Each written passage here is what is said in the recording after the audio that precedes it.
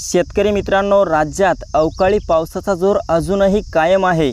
तसंच हवामान खात्याने नवीन अपडेट देताना म्हटले आहे की आज रात्री देखील महाराष्ट्राच्या बहुतांश भागांमध्ये विजांच्या कडकडाटासह, ढगांच्या गडगडाटासह आणि वादळी वाऱ्यासह महाराष्ट्रातील बऱ्याचशा भागांमध्ये अवकाळी स्वरूपाचा पाऊस होणार आहे।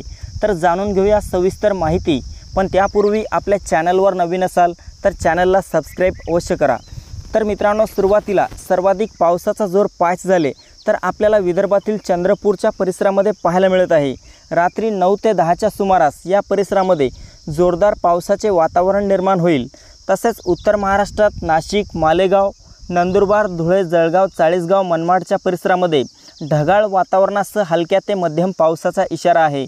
त्यासोबतच मराठवाड्यात देखील छत्रपती संभाजीनगर, जालना, हिंगोली, परभणी, नांदेड, बीड, लातूर, धाराशिवच्या भागात ढगाळ वातावरण असेल तर रात्रीला काही भागांमध्ये वादळी वारा सुटलेला पाहायला मिळेल। तुरळक ठिकाणी हलक्या सरींची शक्यता असणार आहे। विदर्भातील उर्वरित ठिकाणी 5 झाले तर अकोला, अमरावती, नागपूर, गोंदिया, भंडारा, यवतमाळ, वर्धा, वाशिम, गडचिरोली या परिसरामध्ये मध्यरात्रीपर्यंत ढगाळ वातावरण असेल तर मध्यरात्री काही भागात हलक्या पावसाची शक्यता असणार आहे।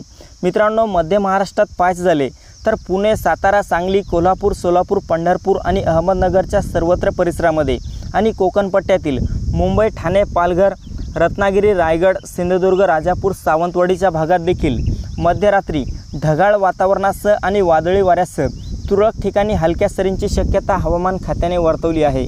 तर मित्रांनो, ही होती हवामानाची छोटीशी अपडेट। आपल्याबरोबरच इतरांना पण शेअर करा। व्हिडिओला लाईक, चॅनलला सबस्क्राईब करा। धन्यवाद।